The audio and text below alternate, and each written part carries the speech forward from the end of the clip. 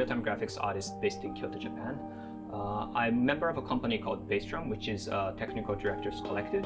And as a freelance, I design immersive experience and real-time graphics to tempt audience to the immersive world of visual and technology.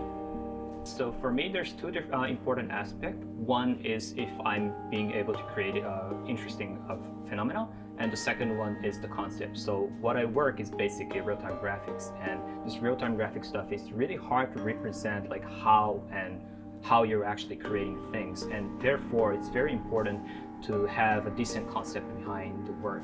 So first of all, I design an interesting phenomenon inside my machine to see if something interesting is happening, and after that I try to think what could be an interesting message to send through that phenomena that I created. So that's basically how I create things.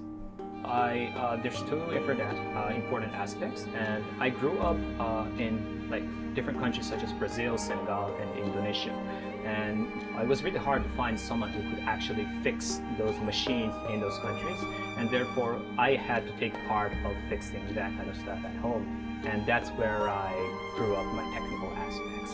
And the second one is the creative aspects, and this also comes with how I grew up.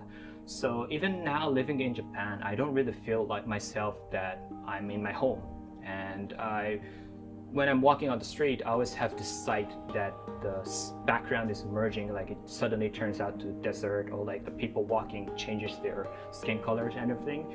And I had an idea that would be interesting to have something in the real world that could represent this kind of idea, and therefore I got interested in designing interactive installation, and that's how I started my real-time graphics career. So in BASSDRUM, there's a group called XR Squad, and this is a team dedicated on XR technologies. And within our team, we designed this virtual human called Luca, and actually my colleague Ogawa designed her. And what we actually wanted to do is to represent technical director's daily life through designing Luca's daily, let's say.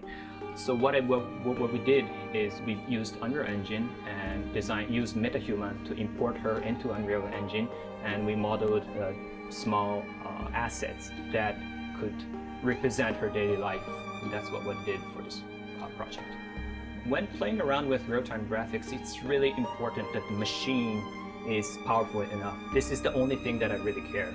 Usually, so basically I'm using my desktop that I made it by my own. It's really powerful, and that's my main machine to do, create everything. I got Creator Z16P, and I went out, or I went home, or I went to cafe to try playing around with the same Unreal Engine project in Creator Z16P, and it actually worked really well. So I could go out, see people, see the landscape, and modify the shader and everything, and import that in my project, go back to my desktop and do a little bit more, and that kind of workflow just worked really well. So I really like how Creator Z16P is.